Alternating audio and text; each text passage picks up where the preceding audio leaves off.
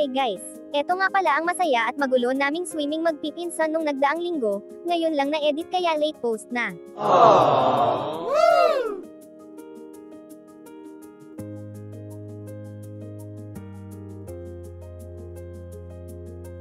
Eto na nga, nagkayayan kami magpipinsan na mag-swimming, taon-taon meron talaga kaming bonding na ganito.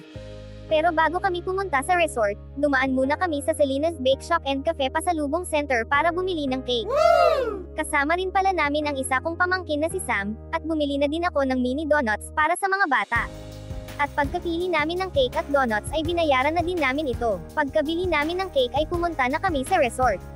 Dahil nag-chat sila sa GC namin na nandun na daw sila, nauna kasi sa amin sila mama at yung dalawa kong kapatid. At dito nga pala kami sa Bose Resort magsi-swimming. Sa'yo na pala siya. Yan yung kanya kanina. Yung sinabi ko si Marcos. Hindi kasama. Pagkapasok namin sa resort, hinanap na agad namin yung cottage na pina-reserve ng pinsan ko. At inayos na din namin yung mga baon namin mga pagkain. KKB pala kami o kanya-kanyang baon pala kami ng mga pinsan ko, kaya ang dami namin pagkain.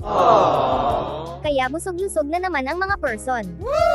Eto pala yung mga baon namin na pagkain, may spaghetti, pansit, adobong manok, prito at ihaw na isda, insaladang talong, itlog na pula, mga nilagang gulay at alamang, fried chicken wings, hotdogs, sisig at mga prutas.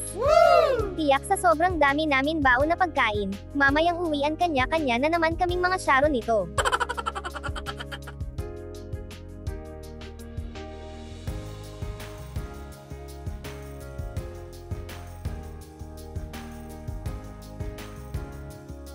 Pero bago ang kainan, picture-picture muna ang mga person.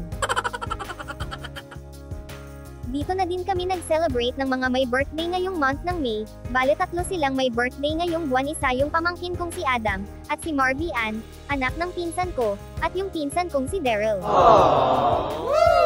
Eto na nga, pagkatapos namin kumain, nagkayayaan na mag-swimming. Bontusawa na naman ang mga pamangkin ko, talaga naman enjoy na enjoy sila.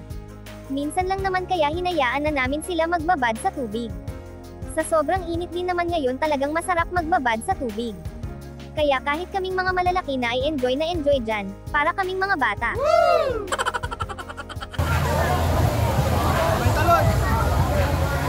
Oh, 1, 2, 3. Bakat na bakat ah.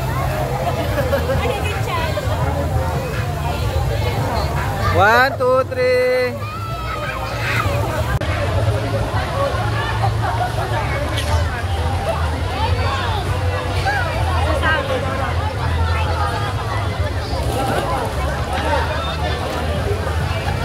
Sinong mga relate dyan? Yung mga hindi marunong lumangoy, yung tamang patalon-talon lang sa swimming pool.